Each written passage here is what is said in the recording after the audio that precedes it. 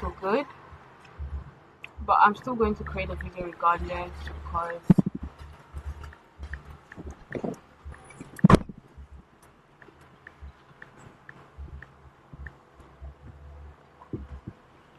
so today's video I actually would be talking about um how I journal my trade. I'll be sharing how I journal my trade with you guys so you can also learn how to journal your trade, because I always tell you to journal your trades, and I feel it's important to also share with you how to do that, or how I do that rather.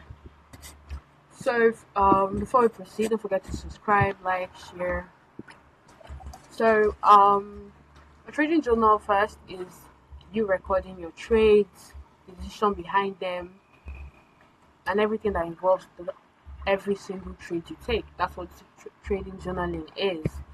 So these are the things that you would consider, or you should consider, when journaling your trade.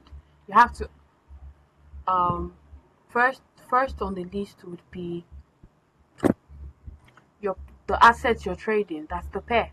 You have to take record of the pair you're trading. It's very, very important that you take record of the pair that you're trading, the date, the time, your entry price, your stop loss, your take profit, your lot size, your risk to reward ratio, and the results, the emotions as well.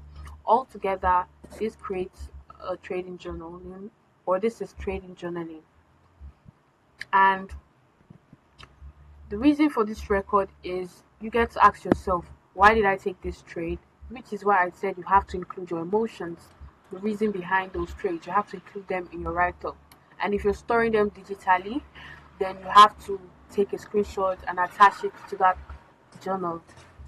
If you're not recording it digitally, perhaps you have a book and then you write it down. I love to write it down because for me, whatever I get to write down myself, it's very, very hard to forget, and I can always see where I'm missing out from. So that's why I always get to write it out myself. So all those are very important. You get to ask yourself, why am I taking this trade? What emotions did taking this trade come from?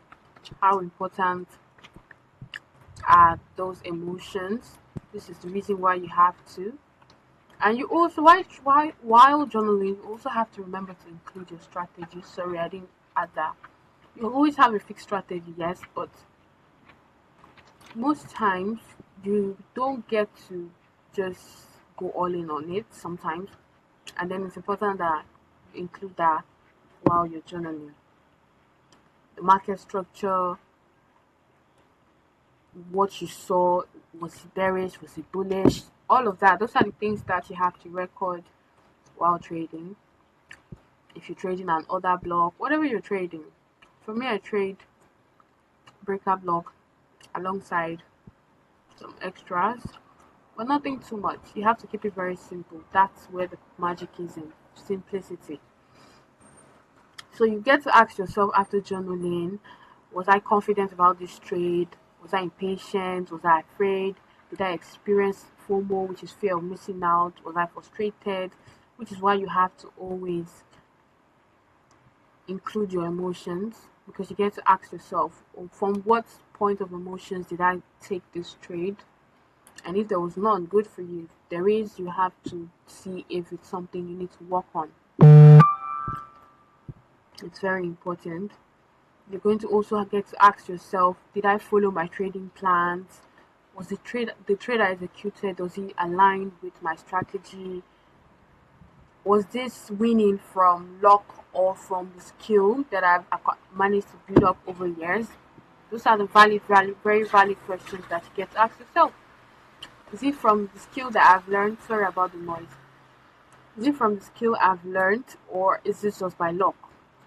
Do you understand? You have to be able to, because in trading, the more you're able to do it over and over and over again, the more perfect you get to be, or the more the skill get impacted into you. And before you know, you're doing it effortlessly. Before you know, you don't get moved by your emotions and all of that.